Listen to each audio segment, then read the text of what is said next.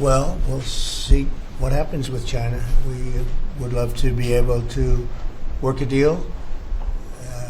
They've really taken advantage of our country for a long period of time. They've ripped us off beyond nobody. How people stood for it, sitting in my position, is not even believable. And we're talking about many presidents, not just a couple. But they did, and all we're doing is putting it back in shape. We're resetting the table. And I'm sure that we'll be able to get along very well. I have great respect for President Xi. He's been, in a true sense, he's been a friend of mine for a long period of time. And I think that we'll end up working out something that's very good for both countries. I look forward to it. Mr. President, China retaliated today by reducing the number of American films that can be shown there. What's your reaction to them now targeting cultural exports from the United States? I think I've heard of worse things.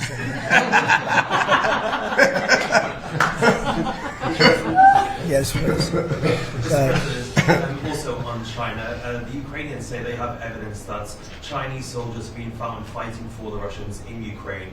Can the U.S. verify this? And if so, what does the U.S. plan on doing to China to counteract that? We'll look into it, but I think beyond that, we're really looking to get that war stopped. They're losing 2,500 and even more than that young people a week. They're Russian and they're Ukrainian. They're not American, but they're people. And I think we're making progress. I appreciate the ballerina who was released. It was at the request of a very good friend of all of ours, actually. Dana White called me and he said it's the friend or the relationship of one of the fighters for UFC or one of the fighters. And Dana's an incredible guy, and we spoke to President Putin about it, and they made a deal. They released the young ballerina, and she is now out, and that was good, so we appreciate that. We hope that we're going to be able to make a deal relatively soon with Russia and Ukraine to stop the fighting. It's so senseless. It's such a horrible thing. It would have never happened if I were president, but it did happen, and we were given that card, and I think we're going to get it. I think we're going to get it stopped. Got to get going.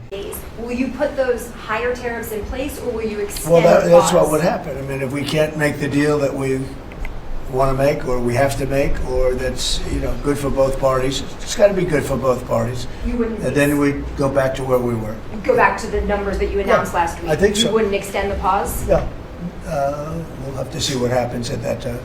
Thank you, Mr. President. You said yesterday you were considering some exceptions for companies. Can you talk about what you're considering? And then also on the reciprocal tariffs, you said they'd be substantially lower. Is the same math formula going to be used, or is that tossed out? I'm not considering now for any country or company, but it's possible that I would. But I'm not. We don't have that situation right now. People understand where we are, what we're going to do. But it could happen. It's called flexibility. You have to have certain flexibility. Mr. President, on the 10% tariff, is that a basement? Is that the floor? It's a baseline. Can countries negotiate that to bring that It depends down? on what they're adding. Some countries we have massive deficits with, or they have big surpluses with us, and others it's not that way. So it depends. That's why it's really they're all different. Every country is different. Some have certain advantages that others don't have, and certain things. We have China has a surplus of $1 trillion. I mean, the numbers are crazy.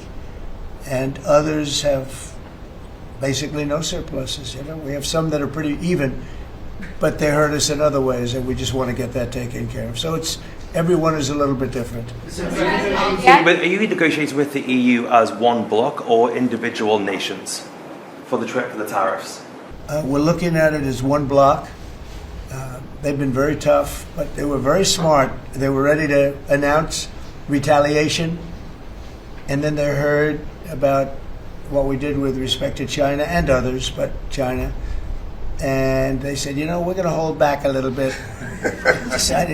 They decided to hold back. I thought they were very smart. Look, the EU is very smart, but they really have taken advantage of the United States. They were formed for the purpose of taking advantage of the United States. And I don't blame them, and I don't blame China. I don't blame anybody. I blame the people that were sitting at that desk in that other beautiful Oval Office for allowing it to happen. Many presidents I blame. They should have never allowed it to happen. And who would do a deal like this? Who would do it? You've seen it, Elon. Yeah. I'd look at deals where it's so one